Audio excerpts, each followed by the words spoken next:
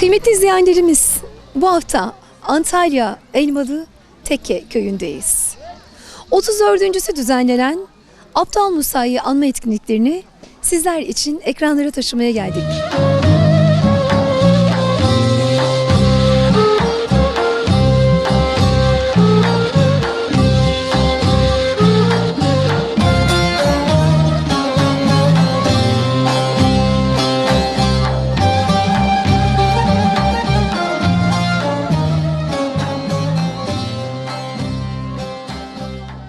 Gaybi, attığın ok bu mu?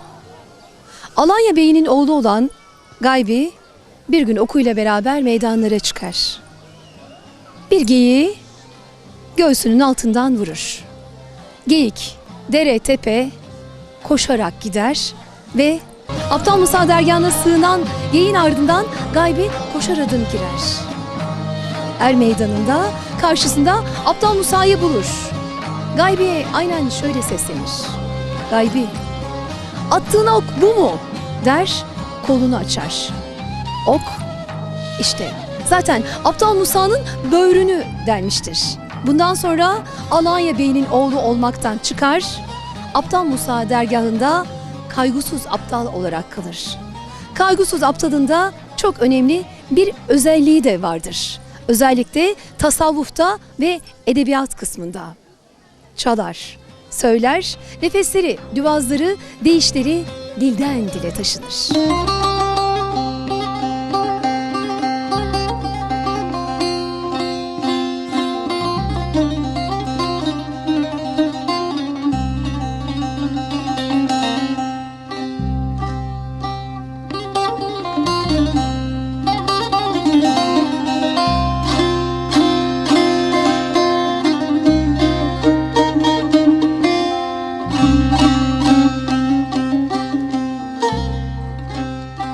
14. yüzyıllara baktığımızda Aptal Musa'nın dergahında birçok evliyalar, müritler yetişmiştir. Bunlar tabii ki Anadolu'nun birçok yerine dağılırken bir kısmı da belki de hizmet edenler burada kalıp işte gördüğünüz üzere bu tarihi mezarlarda yerlerini almışlardır.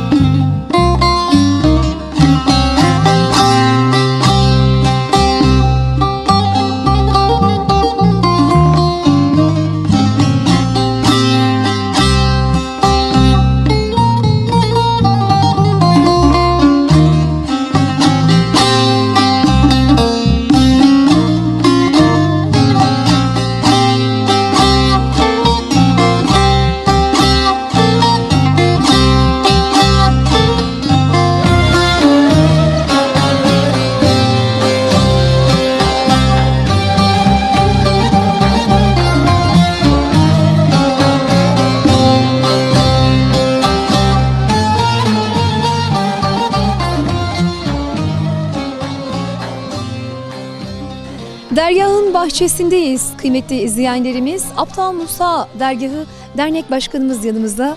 Evet başkanım, bu yıl 34.sünü gerçekleştireceğiz. Çok da kalabalık var, inanılmaz bir katılım var. Türkiye'nin dört bir tarafından gelen bireysel olarak da dernek olarak katılımcılar çok fazla. Bununla ilgili duygu düşüncelerinizi alalım istiyoruz. Evet. Öncelikle sizlere çok teşekkür ederim. Bizleri Türkiye'ye ve dünyaya tanıtıyorsunuz. 34. Ulusal 13. Uluslararası'nı yapıyoruz. Derneğimiz 84'te kuruldu. 84'ten bu yana faaliyetleri yapıyoruz. Tabii bizden önceki 2-3 tane daha dernek başkan arkadaşlarımız hep dernek tarafından yapılır. Şimdi biz de 2007'de devraldık bu görevi. 2007'den bu yana aklımızın yerinde kadar, gücümüzün yettiği kadar gelen misafirlerimizi iyi bir şekilde, rahat bir şekilde ziyaretlerini yapıp tekrar yerlerine, ocaklarına dönmesi için elimizden geleni yapıyoruz. Şimdi Sayın Başkanım, Aptal Musa gerçekten kültür adına tasavvufi yönüyle de çok kıymetli. Bununla ilgili sizden böyle kısa bilgiler almak istiyoruz. Değerli izleyenlerimizi bilgilendirmek adına. Tabii Aptal Musa Sultan, önce şunu diyeyim. Aptal Musa Sultan tabii Türkiye'de ve dünyada Hacı Bektaş Veli'den sonra ikinci büyük dergah olduğu kabul edilir. Bir de Aptal Musa'nın özelliği, Aptal Musa cemleri yapılır. Aptal Musa adına kurban kesilir. Aptal Musa öyle bir evliya. Bizler mesela yıl tamamı görgüden sonra, Muharrem ayından sonra her yıl cem yapıyoruz. Bu cemler yapılmadan Aptal cem yaparız. Herkes lokmasını getirir yaparız. Böyle bir öneme sahip Aptal Musa Sultan. İnansal boyutundan öte sosyal, kültürel faaliyetleri bugüne kadar ışık tutmuş bir evliya, bir ilim adamı, bir bilim insanı, bir gönül insanı Aptal Musa Sultan. O yüzden buraya gelen misafirlerden duyuyoruz. Biz Aptal Musa Cemi yaparız her sene ama nerede olduğunu bilmiyoruz. Şükür işte bir dernek törenleri yapmaya başladı. Ondan sonra etkinlik yapılınca her yıl artıyor. Bizim dernek olarak da bütün bu organizede emeği geçen bütün canlarımıza, kurumlarımıza, Alev kurumlarına, devlet kurumlarına, belediyelere, herkese çok teşekkür ediyoruz. Hep beraber yapıyoruz ama en büyük sorumluluk da bizim. Biz de bundan hiç gocunmuyoruz. Bir aydır evimizi, eşimizi, çorumuzu, çocuğumuzu görüyoruz. Ama hiç gocunmuyoruz. Bunu aşkla yapıyoruz. Biliyorsunuz aşk her şeyin üstündedir.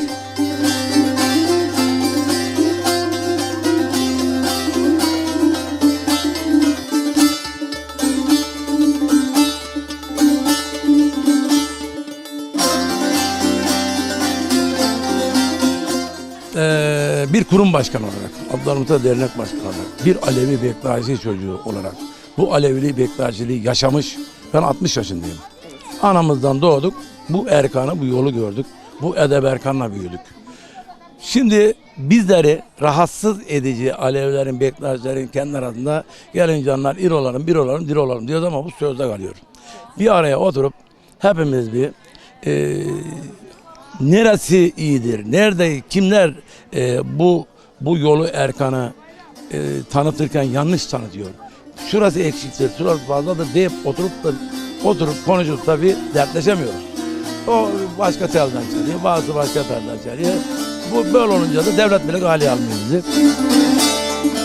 Onun yolu şahı merdan yoludur, gönüller sultanı Haydar o bir uludur, o bir uludur. 12 imam evladından biridir, canlar gider pirim Aptal Musa'ya.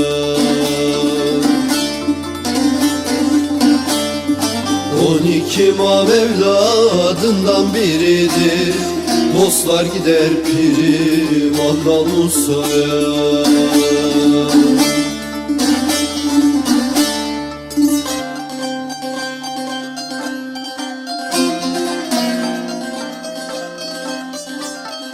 Anadolu'nun dört bir yerinden gelen aşıklarımız, ozanlarımız Aptal Musa da bugün sazlarıyla, sözleriyle sizlerle birlikte olacaktır efendim. Adana'dan, Şakirpaşa'dan gelen Aşık Mansuri yanımızda. Hoş geldiniz efendim. Teşekkür ederim, hoş bulduk. Nasılsınız? Teşekkür ederim. Sizinle olmak, halkla olmak, Aptal Musa dergahında bu hizmeti sunmak bizim için gururdur. Aşk dezgahıdır burası, aşk dergahıdır. Burada bu dezgahtan geçen aşıklar Hakk'ın kelamını dile getirirler. İşte onlardan biri olmaya çalışıyoruz. Biz yıllardır bu kervan içindeyiz. Yıllardır bu hizmette yer alıyoruz. Son 2 senedir biraz kitleden düşüklük vardır. Yani katılımdan biraz düşüklük vardır. Bunu artık insanların iş gücü, zaman şeyine mi bağlarını bilemiyorum. Fakat istiyoruz buralar hınca hınç dolsun. Aşıklar, sadıklar kelamını dile getirsin. Sizin gibi canlarımızda röportaj yapsın. Anadolu'ya duyursunlar.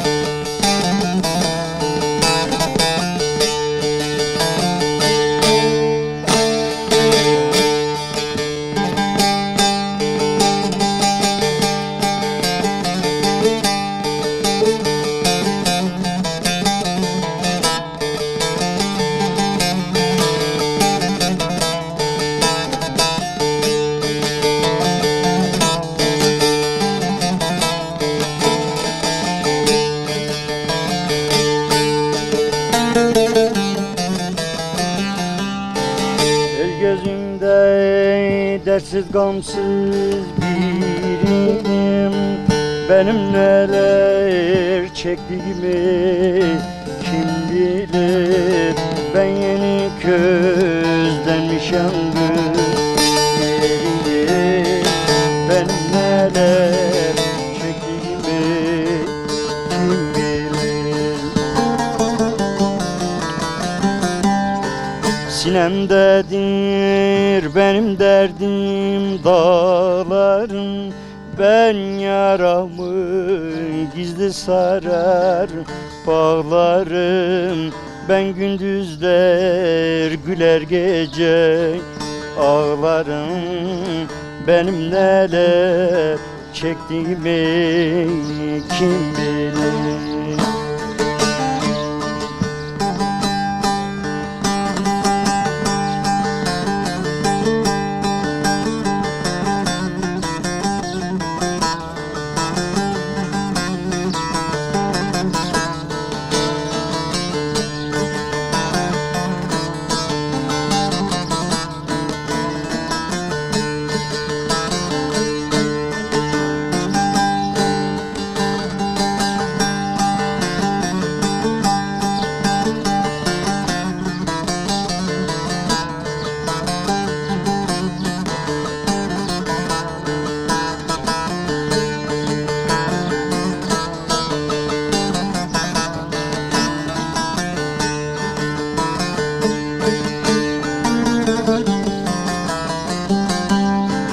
Ben kimine yazın, kimine kışın, arife doluyum, cahile boşum.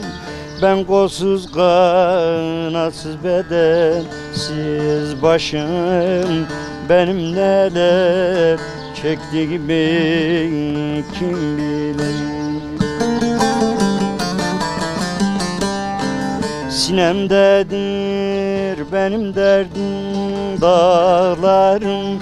Ben yaramı gizli sarar bağlarım.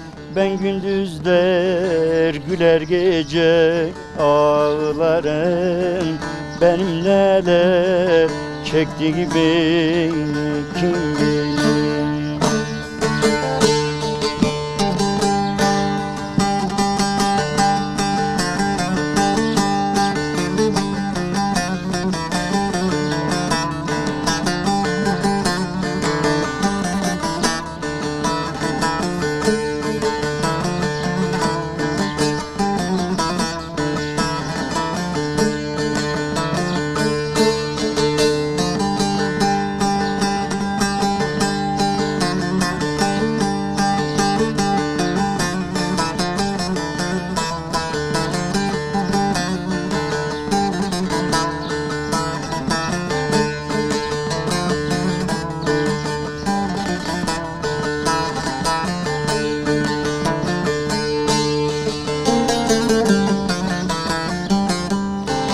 Ben maksudum, yüreğimde yangın var.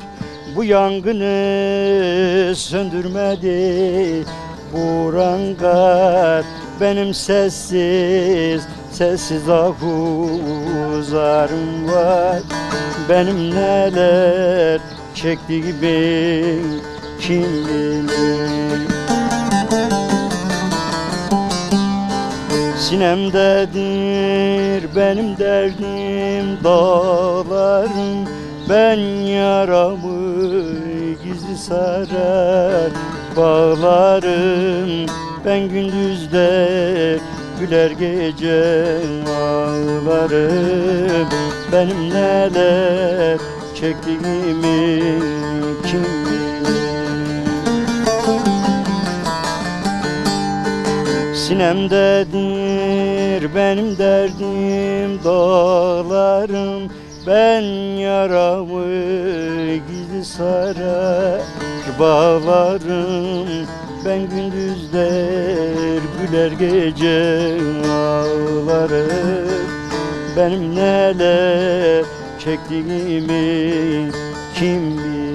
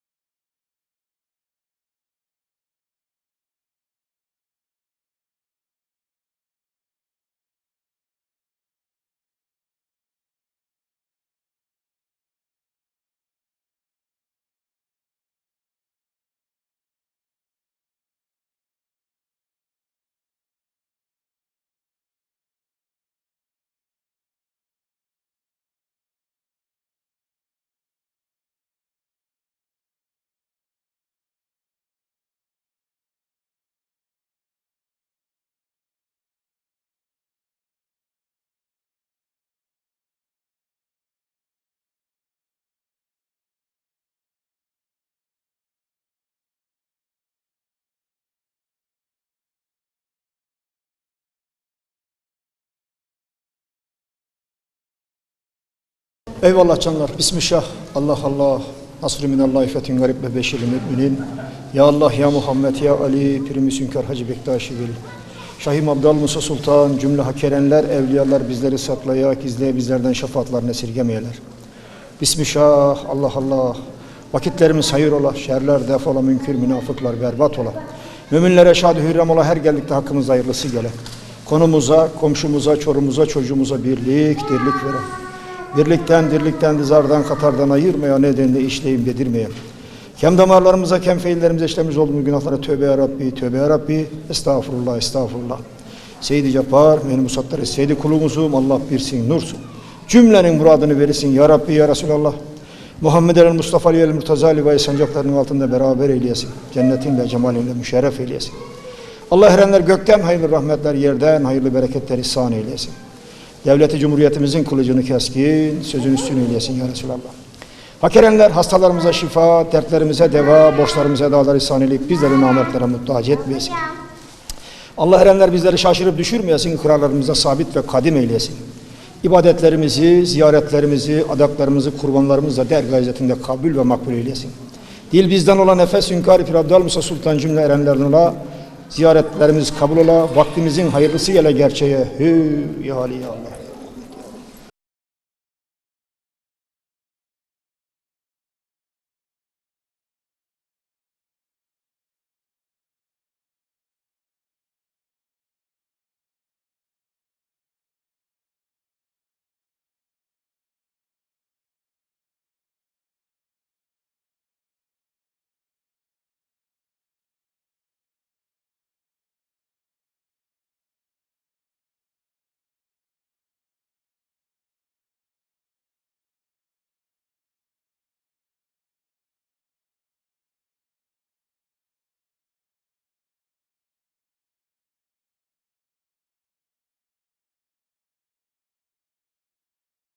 Girdik. Bunu öncelikle soralım, neden 3 kez kapının sağına ve soluna niyaz edildi, en sonunda eşik öpülerek türbeye giriş yapıldı? Bunu anlatır mısınız efendim? Ritüel hareketler çünkü bunlar. İnanç, Allah, Muhammed, Ali diyerek dualarımıza, ziyaretlerimize, ibadetlerimize o şekilde başlıyoruz. Eren, evliyanın huzuruna girerken, bir büyüğümüzün huzuruna girerken bizim bir saygımızdan dolayı biz bunları yapıyoruz. Aslında bu kültürde özellikle dikkatimizi çeken bir şey var. 3'ler, 5'ler, 7'ler, 40'lar diye gider ya. 3 seferde niyaz ediliyor. Yani, bunu onunla bağdaştırabilir miyiz Sayın Dedem? Tabii yani 3 sayısı da kutsal. Anadolu'da, Türklerde, bu dünyanın birçok yerinde böyle. Ama bizdeki anlayış Allah, Muhammed, Ali'yi zikrederek niyazlarımızda, ibadetlerimizde, böyle kutsal yerlere girişimizde o şekilde giriyoruz. Evet, ben özellikle Abdal Musa'ya sormak istiyorum. Abdal Musa kimdir efendim? Abdal Musa Sultan 14. yüzyılda yaşamış. Aslı Horasan'ın Hoy kentinden Anadolu'ya gelmiş. Çok iyi bilmiyoruz. Elimizde akademik bilgiler yok. Bunun araştırmaları devam ediyor. Ama bizim babalarımızdan duyduğumuz, böyle kitaplardan yüzeysel olarak öğrendiğimiz 14. yüzyılda yaşadığını biliyoruz. Osman Hacı Bektaşi Veli'nin de akrabası, amcazadesinin oğlu. Osmanlı'da kurucu yaptığı biliniyor. Orhan Gazi ile Bursa fethine katıldıktan sonra özellikle Orhan Gazi'nin verdiği mala mülke tebaaya itibar etmiyor. Ve aynı zamanda Abdal Musa sadece Geyikli Baba, Abdal Muratlarla birlikte Bursa fethediliyor. Bursa biliyorsunuz kansız bir şekilde fethediliyor. Orhan Gazi bunlara diyor ki burada kalın, mal mülk teba vereyim size, burada kalın. Çünkü ihtiyacı var Abdal Musa'lara, Geyikli Babalara, o tür erenlere. Bu bulunduğu mekana, Teke yöresine geliyor, buraya bu dergah açıyor. Yani bu dergah da bulunduğu yerde coğrafi olarak önemli bir bölgedir. Antalya'dan çıkarsın, Söğüt Cuma, Arikan'da, Bodalya, burası da dayandığı yer, arkasını dayandığı yer Genceli şehridir. Buradan antik bir yolla da karşıya geçer. Ayrıca yer yaklaşık 1000 metre yüksek, hayvancılığa elverişli. O dönemde insanlar tam yerleşik düzene geçememiş. Hayvancılığa elverişli. Sonra topraklar mümbit, verimli. İşte karşımızda uçar su var. Uçar su bu ovayı suluyor. Yani bunu bildiği için geliyor burada bu dergahı açıyor. Ve burada da çok başarılı oluyor. Han, hamam, misafirhaneden önce okulu öğretiyor, okulu kuruyor. Burada üretimi sağlıyor. O toprakları ekiyor, biçiyor. Hani burası sadece bir inanç merkezi değil, yaşamın kendisi. 1984'te bir dernek kurduk biz buraya. Bu dernek bugüne kadar buranın idari işlemlerini yapıyor. Fakirde buranın postenşinliğini yapıyorum, hizmetkarlığını yapıyoruz. Yani Abdal Musa'nın kısaca tarihçesi bu. Onun yanı sıra Gaygusu Sultan Müridi var, Hasan Gazi Sultan babası var. Abdal Musa'nın kız kardeşinin burada bir yatırı var, annesi var. Bunlar neden burada yanında? Dışarıda da çünkü çok seyit var, evliya var, farklı birçok mezar var dışarıda. Bizdeki bilgi şu, Abdal Musa göçünce hemen üzerine türbe yapılmıyor. Anne baba burada zaten, burada göçüyor, koyuyorlar. Abdal Musa en son göçtükten sonra yaklaşık 20 yıl sonra bu türbe üzerine yapılıyor. Yani bu bilerek yapılan bir iş. Burada yaşamışlar, burada kalmışlar.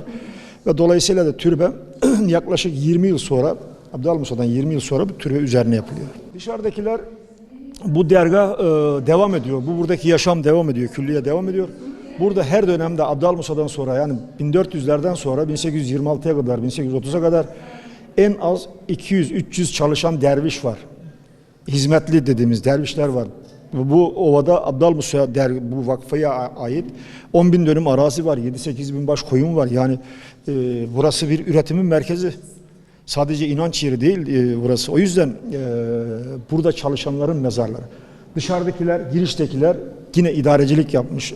Belli makam sahibi insanlar, dervişler, işte babalar. Burada makam da hizmetle ölçülüyor. Yani, Şimdi özellikle bu kültürde de babadan oğula geçen bir ocak kültürü var anladığımız kadarıyla. o var ama Alevilikte bu böyle. Zaten Alevilik, Bektaşilik arasındaki en ufak nüans da bu. Alevi doğulduğuna inanılır, Alevi olunmaz ama Bektaşi olunur. Gayrimüslim de olsa insanlar gelir, Müslüman olur, Bektaşi olabilir. Şurada bir hırka var, hırka-i şerif var. Hırka Abdal Musa'nın giydiği kendi hırkası. Evet. Sonra burada 4 emanet de burada var. Bu 4 emanetten bir tanesi de sancak. Kara sancak. Neden kara sancak? Peygamberimizin sancağı olarak biliniyor. Üzerinde tevhid yazılı, la ilahe illallah yazılı ama yani çok kesin elimizde bilgi belgeler yok. Bize böyle anlatıldı, böyle biliyoruz ama şu anda da tabii araştırılıyor. Çara, Peygamberimiz onu kızına düğün hediyesi olarak vermiş. Bunlar işte Veysel Karani vasıtasıyla Ahmet Yesevi'ye, Ahmet Yesevi'den de Hacı Bektaşi Veli'ye. Hacı Bektaşi Veli'nin vasiyet üzerine buraya verilmesini istedi. 4 emanet. Bunlardan 3'ünü söyledi. Bir tanesi de Yeşil Hüccat'tır. Hüccat. Hüccat, onu açabilir miyiz? Bilmem.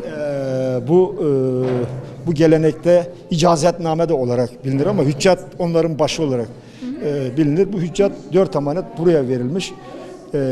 Burada kalmıştır, Abdal Musa'da kalmıştır. Evet. Şurada, Bektaşi tacı. evet, ilk defa görüyorum. 12 imamları anlatır, 12 hizmete anlatır. Keçe değil mi tepesindeki de keçe? Evet, özel bir şey. Burada baba, bu Bektaşi babası, bu yeşil böyle sarık olunca bu babadır. Diğerlerinde renkler değişir mi? Beyaz olunca derviştir. Bunun burasında bir püskül muska olduğu zaman halife babadır ki fakir halife babayım. Bizde benlik olmaz. Fakir demek daha toprakla birlikte olan, daha Gönül insanı mıdır? Maneviyatı daha da uygun. tabii yani çok ince bir şey bunlar. Dolayısıyla kendimizi üstte değil de toprakla birlikte görürüz. Hizmetle ölçülür. Gelin canlar ikrar verip almaya, İnsanlık yolunda kurban karar kılmaya, karar kılmaya.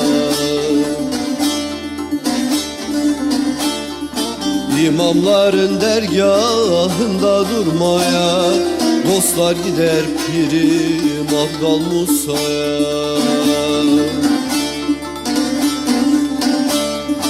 İmamların dergahında durmaya, dostlar gider pirim Abdal Musa'ya.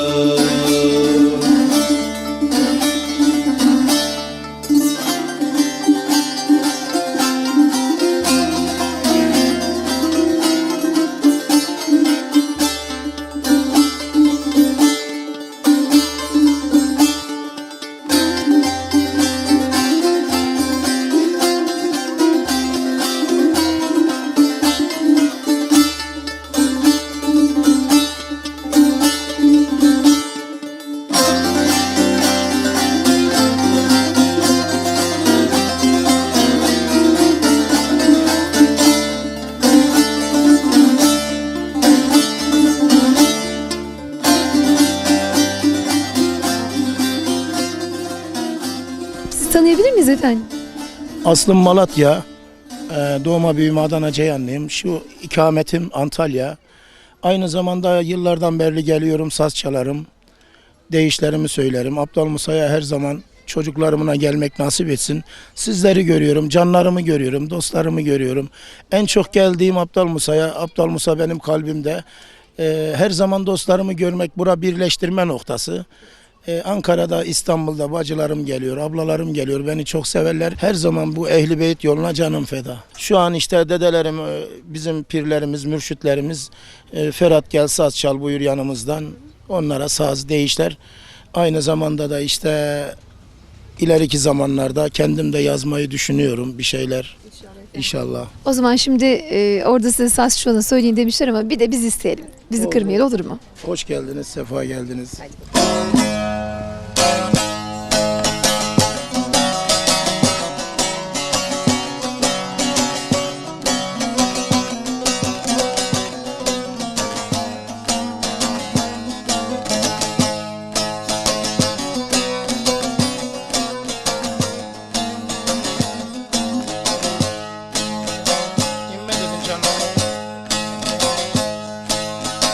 Hak Muhammed Ali yatar özünden Abdal Musa'nın. Hak Muhammed Ali yatar özünden Abdal Musa'nın. Yürüyenler arşa çıkar izinden Abdal Musa'nın. Yürüyenler arşa çıkar izinden Abdal Musa'nın.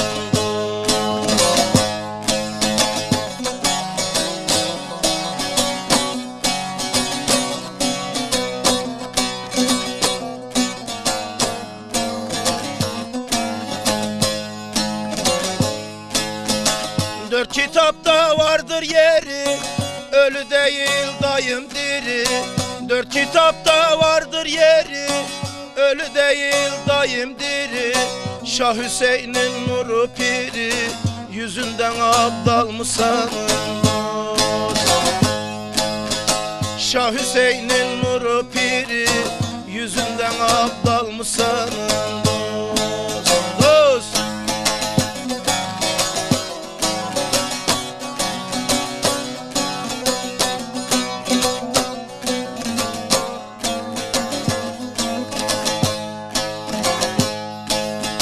Her dem gökten rahmet iner, taliplerin semak döner. Her dem gökten rahmet iner, taliplerin semak döner. Gönül ehlin olan yanar, közünden Abdal Musa'nın dost. Gönül ehlin olan yanar, közünden Abdal Musa'nın dost.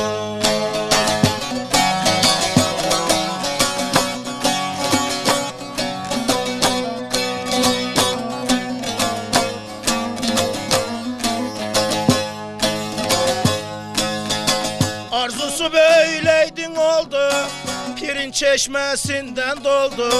Arzusu böyleydin oldu, şahın çeşmesinde doldu. Deli hazım hayat buldu, suyundan Abdal Musa'nın dost. Deli hazım hayat buldu, suyundan Abdal Musa'nın.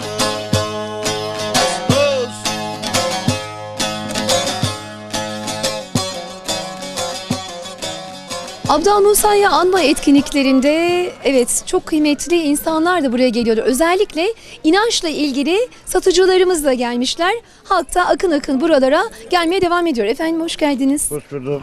Tanıyabilir miyiz sizi? Ben Çelebi Bayırlı, Gaziantep İstaya. Önce Elbistan'da gelmeyeyim. Gaziantep İstaya'da doğdum büyüdüm. Şimdi Mersin'deyim.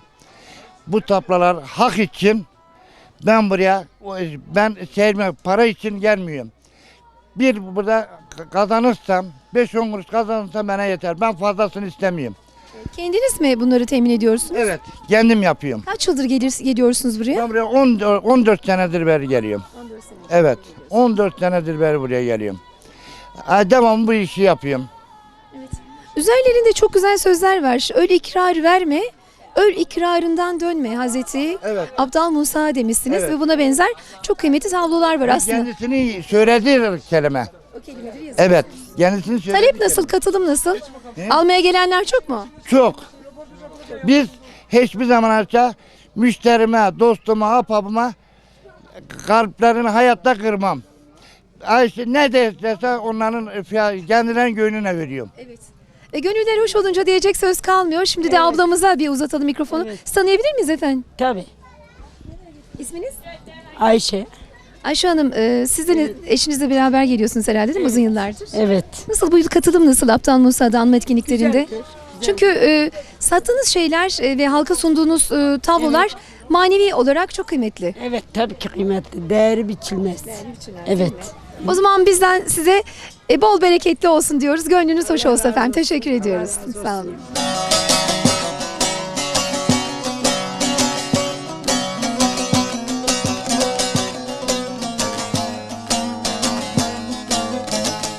...34.'sü düzenlenen Abdal Musa'yı anma etkinliklerinde Tekke Köyü'ndeyiz sevgili izleyenlerimiz. Yanımızda Tekke Köyü muhtarımız var. Tanıyabilir miyiz siz efendim? İsmim Fehmi Durma, Tekke Mahallesi muhtarıyım. Tabii Elmalı ilçemiz evliyalarla dolu bir Erenler şehri. Kadim bir şehrimiz. Bu konuyla alakalı Abdal Musa Derneğimiz 1984 yılında kurulmuş bir dernektir. 34.sünü bu yıl düzenliyoruz. Mutluyuz, huzurluyuz. Misafirlerimizi gayet iyi karşılıyoruz. Evlerimizde misafir ediyoruz. Henüz bir konaklama tesislerimiz falan yok. Herkese kapımız açık. Her zaman herkesi bekleriz. Bu konuyla alakalı çalışmalarımız da var. Abdal Musa'mızın türbesinin bu yıl İnşallah restoresine başlayacağız. Selçuklu mimari bir restorasyonumuz burada gerçekleşiyor. Tabii burada misafirhanelerimiz, eskisine nazaran Selçuklu mimari hanlarımız, hamamlarımız tekrar inşa edilecek. Bu konuyla alakalı da çalışmalarımız devam ediyor. Bir de Abdal Musa etkinlikleri her yıl hangi aylarda yapılır? Kaç gün sürer? Abdal Musa etkinlikleri Haziran'ın son haftası. Yani bu şekilde düzenlenir. Tabii devletimizden, Kültür Bakanlığımızdan destekler bekliyoruz. O zaman biz de şimdiden size kolay gelsin diyoruz Teşekkür efendim. ederiz efendim. Hoş geldiniz tekrar.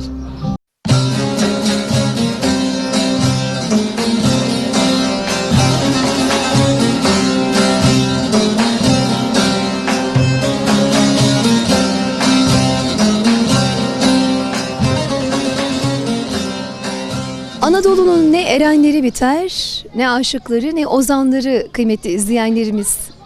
34. Abdal Musa etkinliklerinde yine bir aşığımız sazıyla, sözüyle geldi. Hoş geldi. Evet, sizi tanıyalım efendim. Hoş geldiniz. Hoş gördük, sağ olun. İsminizi af buyurun Sayın Hocam. İsmimi bir dörtlükle ifade edeyim. Abu Zerdim dertten oldum kederi, derbederim yari sevelden beri.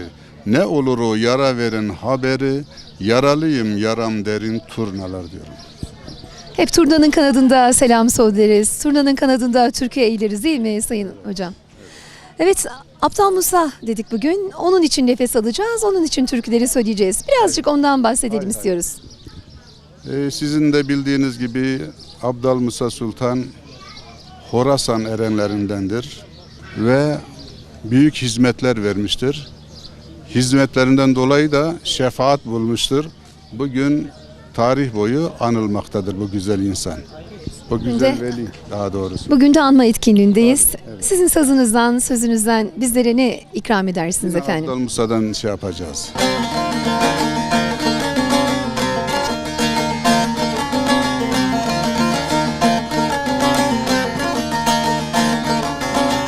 Benli terk edip pirliğe geldim. Abdal Musa Sultan pirim hüdeyim. İman aldım ikrar verdim hak bildim. Abdal Musa Sultan pirim hüdeyi. Hüdeyi hüdeyi hüdeyi pirim hüdeyi.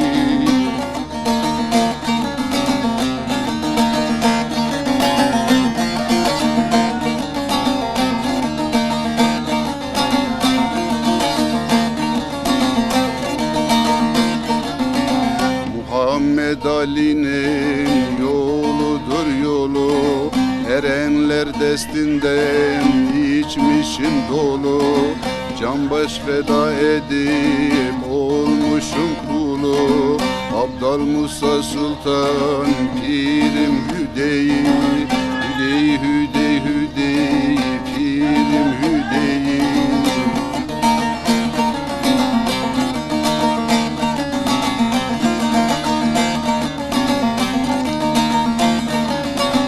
Kederi aşk ile kaynayıp coştum. Benlik dağlarını sevgiyle aştım. Çok şükür ben bugün pire kavuştum. Abdal Musa Sultan pirim Hüdeyi. Çok şükür ben bugün pire kavuştum. Abdal Musa Sultan pirim Hüdeyi. Hüdeyi Hüdeyi Hüdeyi pirim Hüdeyi. Hüdeyi Hüdeyi Hüdeyi pirim Hüdeyi.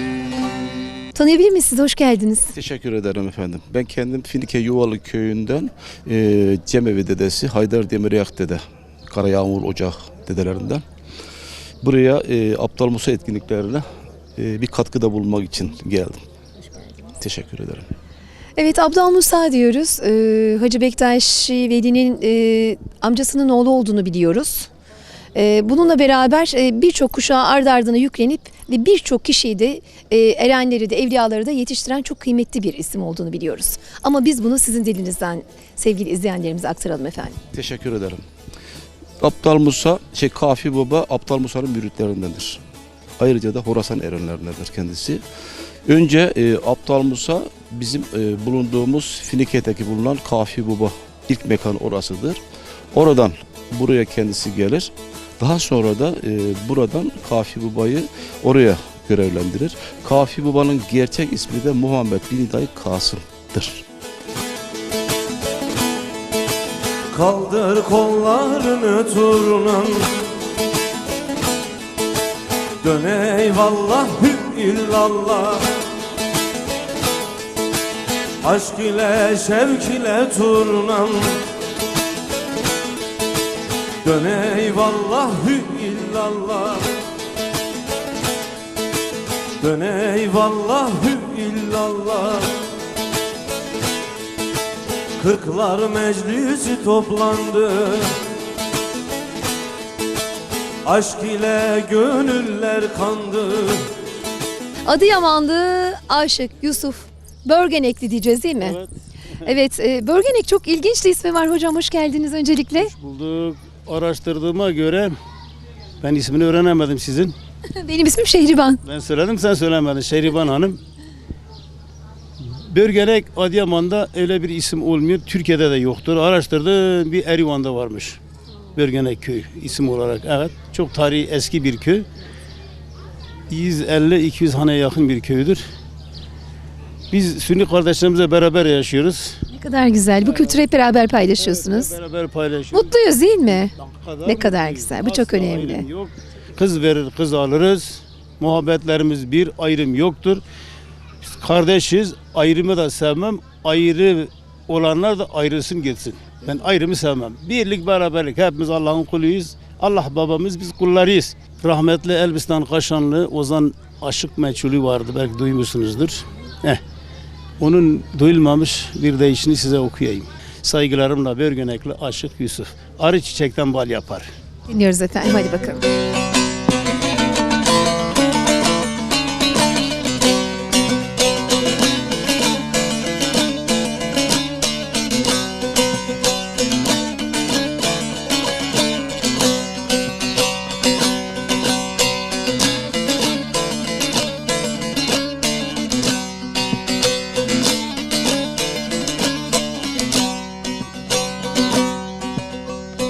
Çiçekten bal yapar, bal çiçeği neresindeyim?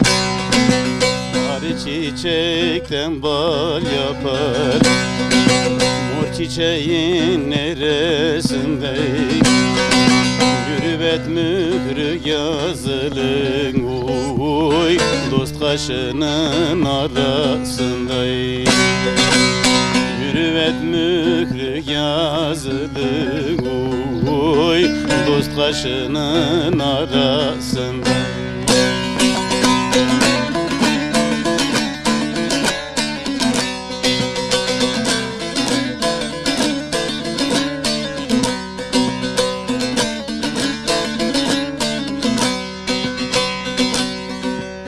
Gel bana gel nazlı nazlı, çok düşünme kara gözlüm.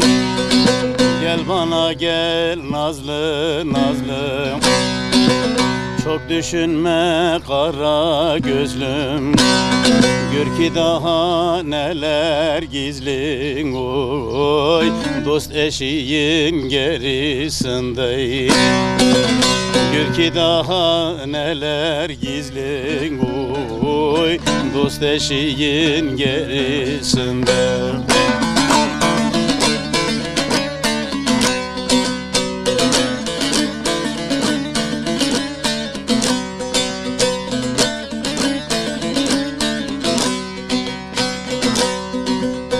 Güzel seven güzel haktır, hak güzeldir muhakkaktır. Güzel seven güzel haktır, hak güzeldir muhakkaktır. İnsanı hor görmek yoktur oy, bizim yolun töresinde. İnsanı hor görmek yoktur oy, bizim yolun töresinde.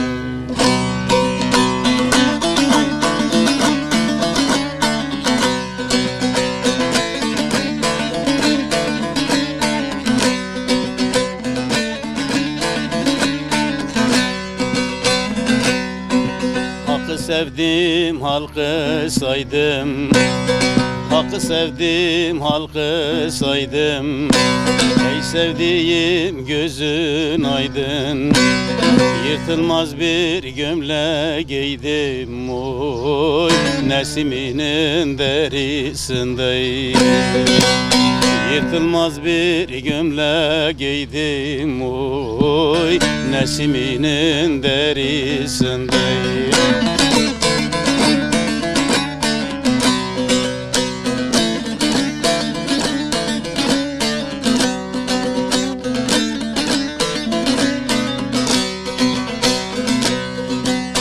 Meçhuliyi vuracaklar, ağlayanlar gülecekler. Meçhuliyi vuracaklar, ağlayanlar gülecekler.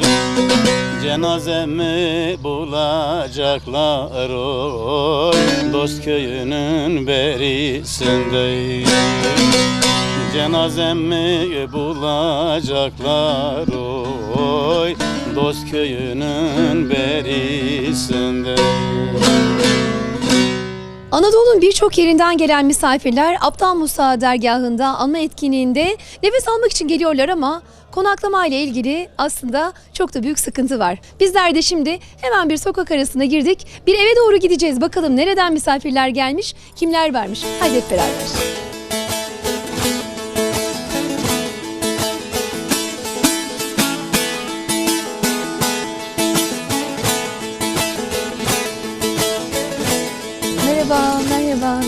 Merhaba. Nasılsınız?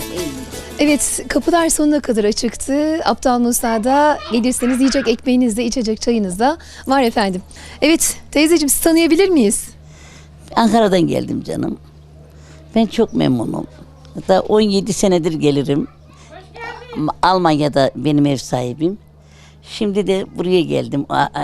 Yeğenine geldim. Çok memnun oldum. Ben memnunum. Aptal Musa'dan ondan memnunuz. Aslında hiç kimseyi tanımadan evlerine misafir olup onların ekmeklerini, o bir sokum dolularını yiyorsunuz, içiyorsunuz değil mi? Lokmasını yiyor. Ekmek değil, lokmasını yiyor. Ali lokması. Ariflik, aşıklık hecayip haldır. Aşkın deyrasına gemini daldır.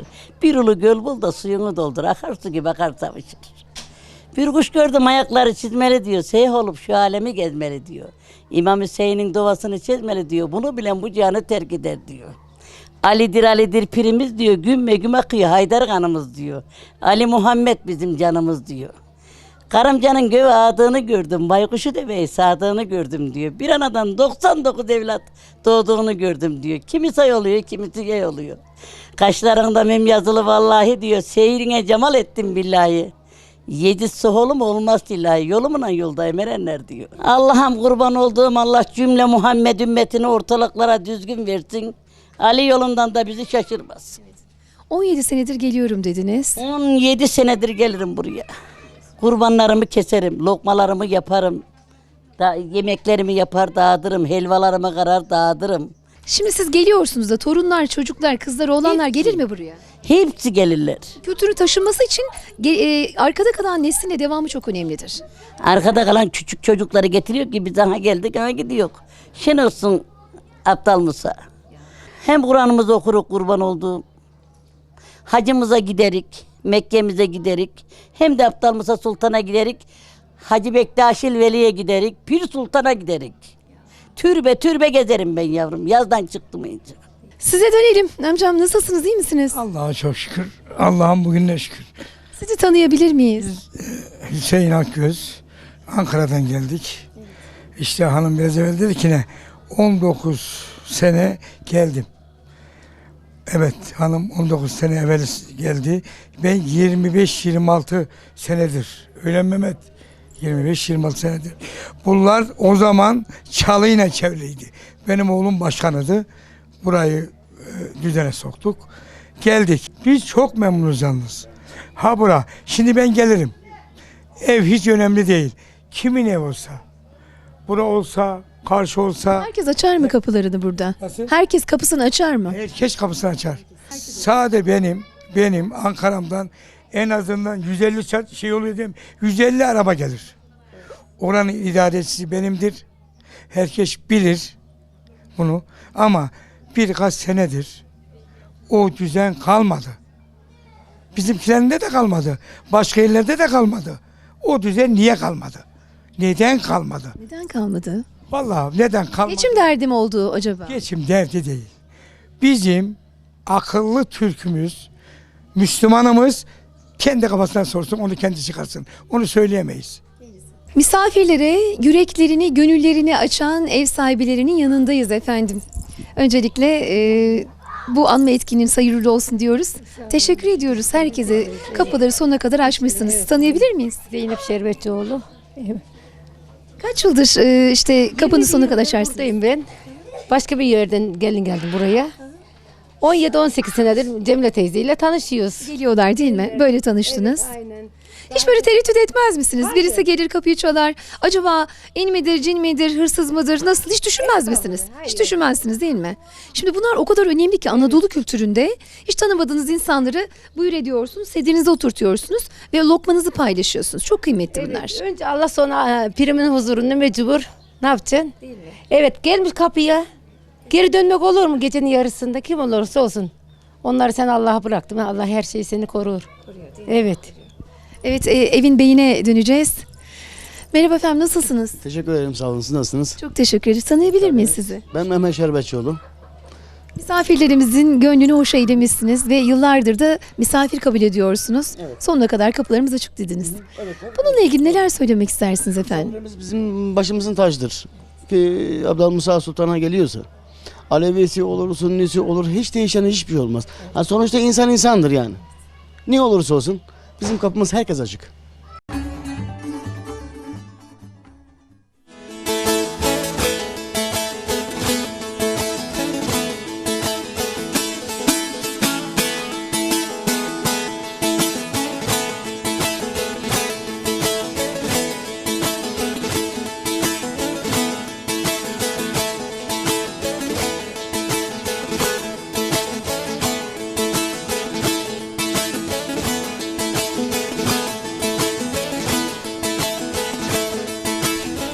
Kolay gelsin, bereketli olsun.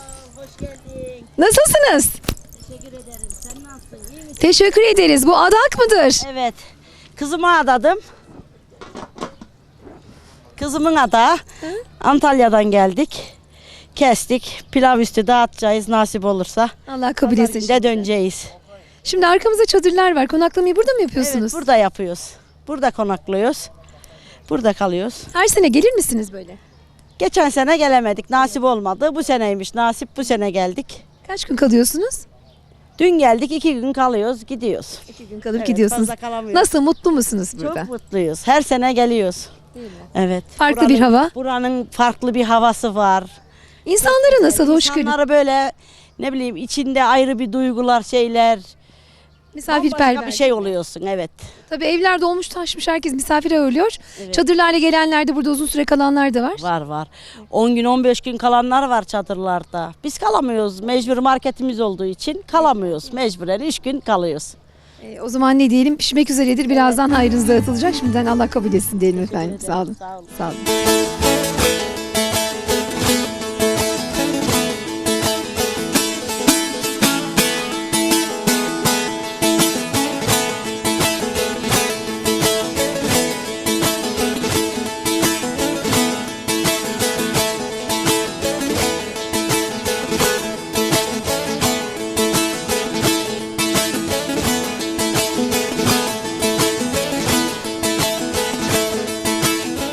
Kıymetli izleyenlerimiz, bu hafta Antalya Elmalı Tekke köyünden seslendik sizlere.